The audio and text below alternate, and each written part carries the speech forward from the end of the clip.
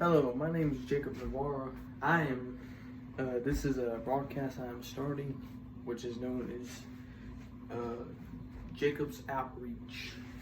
Tonight we're going to be teaching on the signs of Christ's coming, which speaks of it in Matthew chapter 24, which just means the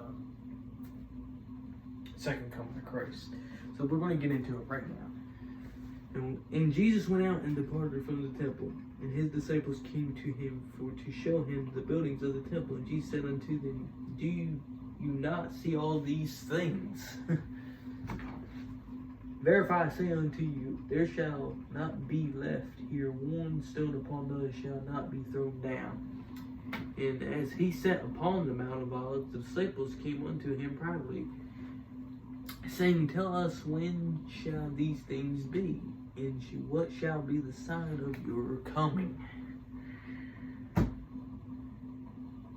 and of the end of the world? And Jesus answered and said unto them, Take heed that no man deceive you, for many shall come in my name, and say, I am Christ, shall deceive many. And you shall hear of wars and rumors of wars.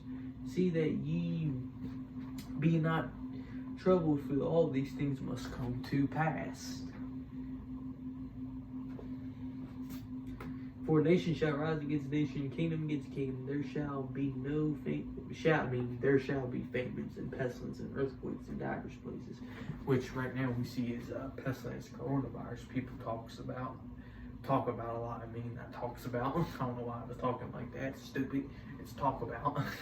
So the coronavirus is a pestilence. There's earthquakes that pop all over.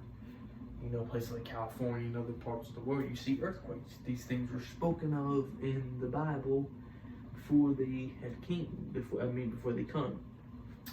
So and see that be not troubled, for all these things come, but the end is not yet. For nation shall rise against nation, and kingdom against kingdom. Which a lot of people wars are going on over the world and stuff too. I will point out. All these are the beginning signs. These are the beginning signs. We've been in the beginning of sorrows probably for quite some time, I would say, probably about now. So that's a very important thing to be paying attention to where we're at. These are the signs of Christ's coming. Then shall they deliver you up to be afflicted, and shall kill you, which is talking about persecution of Christians. And you shall be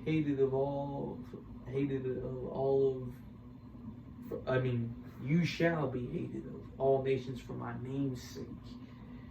And then shall many be offended, and you shall betray one another, and shall hate one another, and many false prophets shall arise, and you shall deceive many. And shall deceive many. The false prophets shall deceive many, not us. And became iniquity shall abound, the love of many shall wax cold.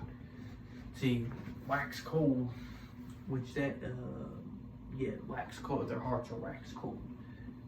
Yeah, the love of many. You could use hearts or love.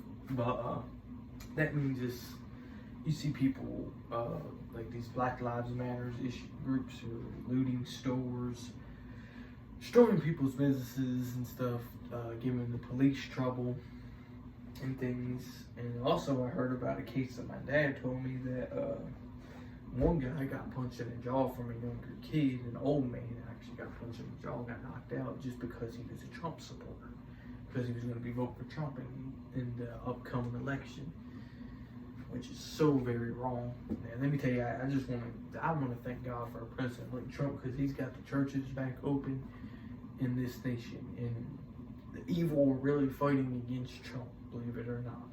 What's going on? Trump's got good morals, good values, and anyone that don't like him, man, especially if they're a Christian, I do not understand why you won't like. I don't get why anybody won't like him. I can kind of understand for the evil, but the evangelics, the Christians, I can't believe some Christians do not like him. I met some, and it blows my mind. I don't know why you wouldn't like somebody that stands with Israel, is for your beliefs. I just don't understand it. So let's read on. But he who shall endure unto the end shall be saved. and the gospel of the kingdom shall be preached in all the world for a witness unto all nations, then shall the end come. And when it speaks of the end, then shall the end come, that means we get raptured before the end. Because we go up. The rapture of the church takes place first, which it speaks of it in Revelation, with the catching away of the church. It uses the phrase, because the Christians are the church. That's another teacher we can get into maybe sometime down the road. But that's what it speaks of.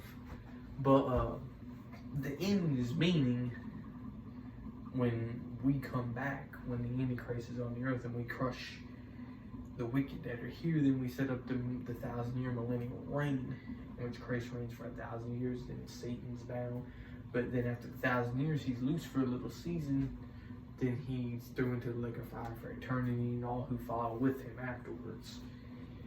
The end of this world as we know it is what it means. Then the end of the God's Christ's second coming, because we come back with Christ because we're already in heaven for 7 years. Then we come back with him. That's the coming of Christ. The first coming is the rapture. Second coming is when we come back with him. That's the end. So just keep that in your mind so people get that confused. Shall be preached in the world for a witness unto all nations, which that means the Christ, it's got to be preached all over the world. That's the Christianity's got to be preached. The gospel got to be preached, which things like the technology we have today, like TV and phones, are all helping us do that. That's why I'm using it, and it's free. That's why I am using my iPhone right now. I'm shooting this video. So, but if you gotta remember, Christ is coming. These signs are, what he said would happen is happened, and these signs they're fulfilled. If you just look at them, these things are going on. So we're waiting on Christ. We're waiting on the rapture. Jesus is coming anytime. But if you don't have Jesus, you're not a Christian. You're watching this broadcast. You need to say this Savior prayer to me, which will have Jesus come into your heart and save your life. What he did on the cross. He died on the cross for everyone, not just black, not just certain lives. The reason why I say black lives, because some people say, "Oh, Black Lives Matter." I say all lives matter. Jesus died for all of us. So let's say this. So I want you to say this prayer with me. Accept Jesus Christ into your heart.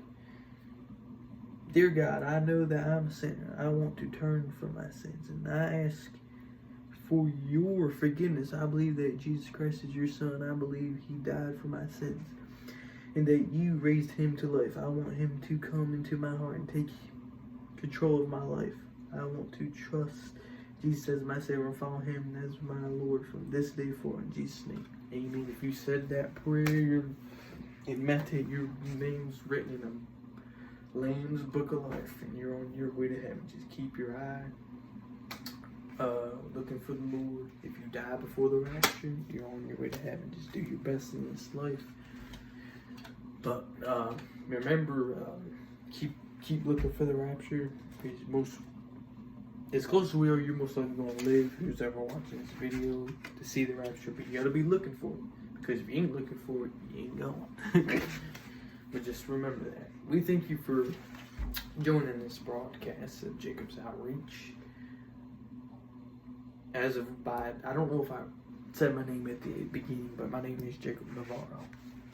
So, I pray that I hope that you be blessed by this broadcast, and hope to see you more in the future. God bless you all.